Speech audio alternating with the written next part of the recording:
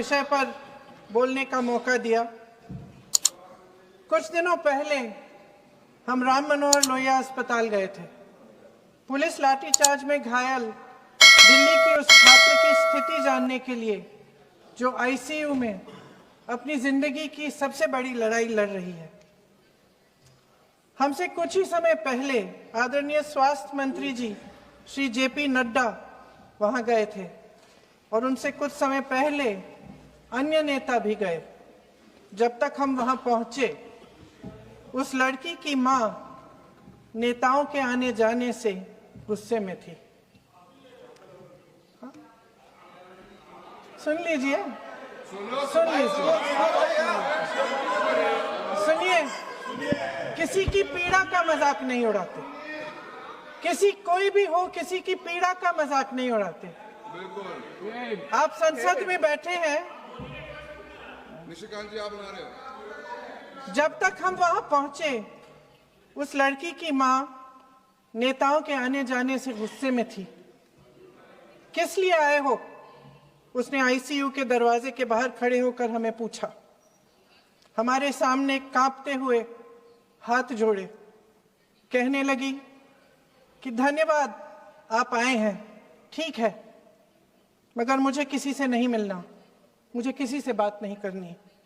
महोदय, उस मां की पीड़ा से उसका पूरा शरीर कांप रहा था, लेकिन उसने दृढ़ आवाज में कहा, सुबह से बड़े बड़े लोग यहां आ रहे हैं, एक के बाद एक वीडियो बना रहे हैं। वह भी आए जिन्होंने मेरी बेटी का ये हाल किया है। किस लिए? उसने हमसे पूछा। किस लिए? मेरी बेटी की बलि तो चढ़ गई है, लेकिन उसे कुछ भी हो जाए तो मैं उसके लिए अपने आप लड़ूंगी। मुझे किसी की मदद नहीं चाहिए, मैं अकेले लड़ लूंगी। महोदय, शायद मुझे यहाँ खड़े होकर सबके सामने ये बात नहीं कहनी चाहिए, मगर उस माँ की गुहार ने मुझे शर्मिंदा किया। उसके दिल के टूटने की वो आवाज जो अस्पताल की दीवारों से में गूंज रही थी, मेरे मन में अभी भी गूंज रही है। इसलिए उस माँ की इजाजत लिए बिना मैं आपके द्वारा आदरणीय प्रधानमंत्री महोदय जी और आदरणीय गृह मंत्री महोदय जी से पूछना चाहती हूँ कि क्या जरूरत थी एक मासूम बच्ची पर इस तरह दमन करने की? क्या जरूरत थी उन छात्रों पर आंसू गैस चलवाने की, उन पर लाठियां बरसाने की, उन पर वाटर कैनन्स चलवाने की? क्या जरूरत थी उन नौजवान लड़कियों को जलील करते हुए उनके कपड़े फाड़ने की, उनको बेरहमी से गंदी तरह पिटवाने की? देश के युवाओं पर पैलेट गन्स और AK-47 चलवाने की क्या आवश्यकता थी? क्या वे आतंकवादी थे? क्या आतंकवादी हैं? टेररिस्ट हैं? हाँ, कांग्रेस बोल रही है। हाँ, कांग्रेस बोल रही है। जवाब दीजिए, जवाब दीजिए। कांग्रेस बोल रही है, जवाब मांग रही है, जवाब दीजिए।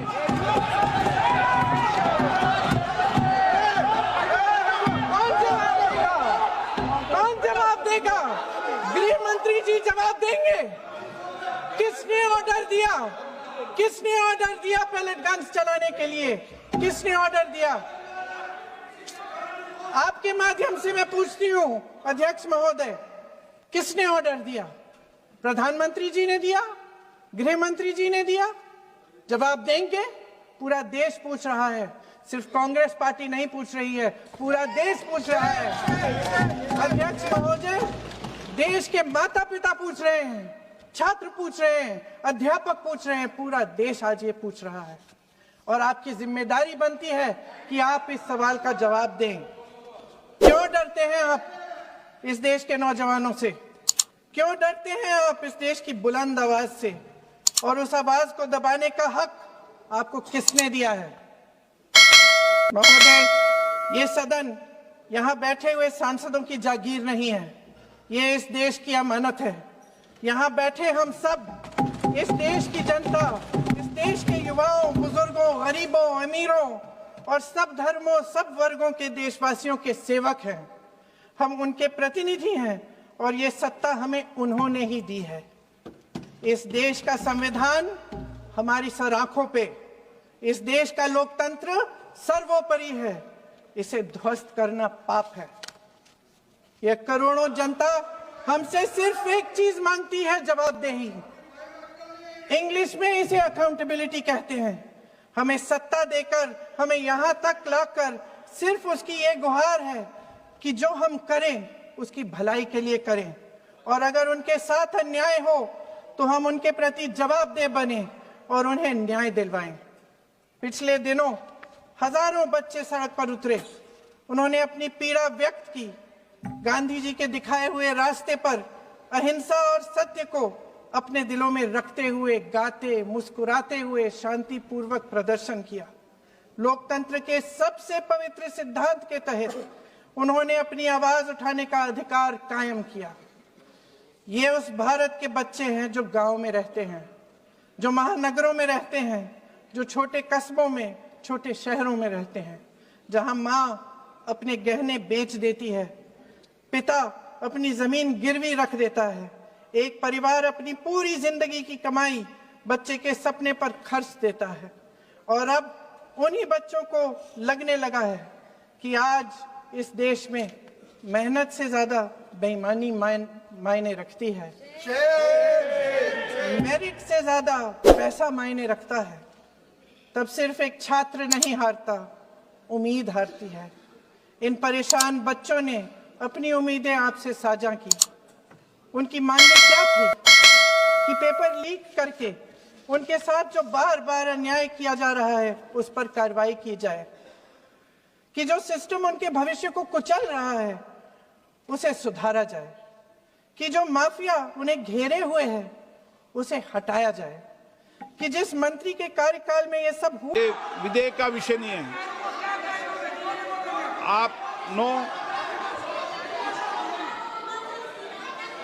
आप बोलो तो विधेयक पर बोलो, ये मेरी अपेक्षा आपसे।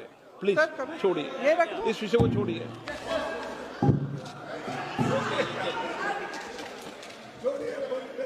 आज हम सदन पटल पर एक ऐसे विधेयक में संशोधन पर डिबेट कर रहे हैं जो 2024 में पारित हो चुका था, और इसमें मुख्य संशोधन यही है कि पेपर लीक के अन्य अपराधों के लिए सजा बढ़ाई जाएगी। मगर जब से ये विधेयक पारित हुआ तब से अब तक इस सरकार ने एक भी अपराधी को सजा नहीं दी। आपने देखा है कि कल और परसों से फेस रिकॉग्निशन द्वारा प्रदर्शन करने वाले बच्चों के नाम और पते सार्वजनिक किए जा रहे हैं, मगर यही काम पेपर लीक करने वाले अपराधियों के लिए अभी तक नहीं किया गया। ना इस विधेयक में पेपर लीक रोकने के कोई ठोस कदम है। इससे देश के युवाओं का भरोसा कैसे बनेगा? अध्यक्ष महोदय, आदरणीय प्रधानमंत्री महोदय जी को आपके माध्यम से मैं कहना चाहती हूं कि शायद उन्हें अपने सलाहकार बदलने चाहिए।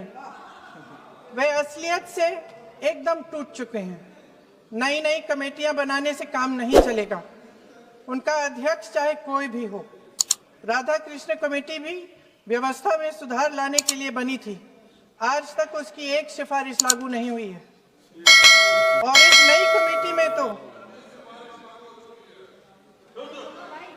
नई कमेटी में तो एक एक्स-आईबी चीफ, फिर चिल्लाएंगे, एक एक्स-आईबी चीफ, एक आईटी कंपनी के मालिक और एक गौमूत्र के विशेषज्ञ भी हैं।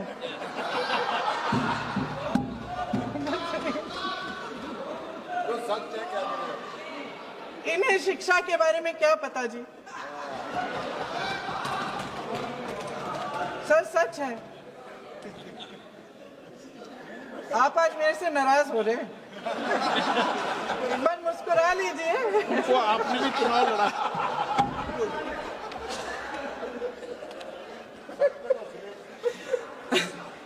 सर, फास्ट ट्रैक कोर्ट्स का रिकॉर्ड पहले से ही बहुत खराब है।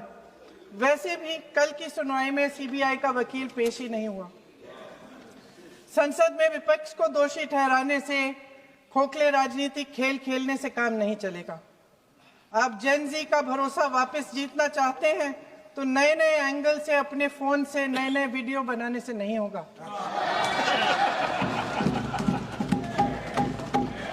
प्रधानमंत्री जी को कैमरे का एंगल नहीं, दिल का एंगल बदलना पड़ेगा।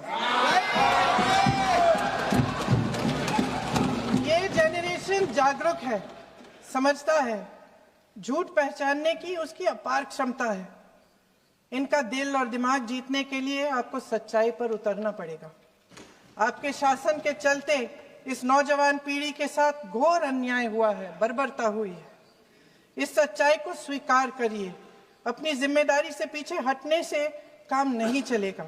आदरणीय प्रधानमंत्री महोदय जी, आपको जिम्मेदारी लेनी पड़ेगी, ठोस कदम उठाने पड़ेंगे। शिक्षा विशेषज्ञों को इकट्ठा कीजिए, छात्रों, अध्यापकों, सभी स्टेक होल्डर्स को साथ लेकर, अन्य विचारधाराओं के थॉट लीडर्स के साथ गहरी चर्चाएं करवाकर एक नई शिक्षा प्रणाली तैयार कीजिए। मौजूदा नेशनल एजुकेशन पॉलिसी में 8 महीने तो एग्जाम चलते हैं, अध्यापकों को पढ़ाने का समय नहीं मिलता। सिर्फ आरएसएस के लोगों से भरने की बजाय सिस्टम को शिक्षित, एजुकेटेड, उन्नत और उदार दृष्टिकोण के लोगों से भी भरिए, जिनकी योग्यता सिर्फ उनकी विचारधारा न हो। रोजगार पैदा करने के सख्त कदम उठाइए, इस पर फोकस करिए। मेडिकल कॉलेजेस की संख्या बढ़ाइए, चिकित्सा शिक्षा का विस्तार कीजिए, ताकि ये बच्चे जो मेहनत कर कर के भी अपने भविष्य नहीं बना पा रहे हैं, एक उज्जवल भविष्य का सपना देख पाए। अध्यक्ष महोदय, छात्रों को सड़क से हटाया जा सकता है, लेकिन उनके सवालों को नहीं। हर लाठी जो किसी लड़की पर, किसी लड़के पर चली है, वे बच्चों की पीठ से ज्यादा सरकार की साख पर पड़ी है। देश के नौजवान न्याय मांग रहे हैं, भीख नहीं। वे यहां सरकार गिराने नहीं, अपना भरोसा बचाने के लिए आए थे। अध्यक्ष महोदय, आपके माध्यम से मैं सरकार को कहना चाहती हूं, अपनी साख बचाइए, अपनी नीयत ठीक करिए, अपनी अकड़ का इलाज कीजिए, अपने वादों पर अमल कीजिए। आपके शासन में हमने बड़ी बड़ी चोरियां देखी हैं। चुनाव में वोटों की चोरी, राम मंदिर में चंदा की चोरी, आपके उद्योगपति मित्रों द्वारा देश की संपत्ति की चोरी, किसानों की जमीन की चोरी। लेकिन सबसे बड़ी चोरी, हाँ ठीक है, सबसे बड़ी चोरी तब हुई। कहिए, बोलिए।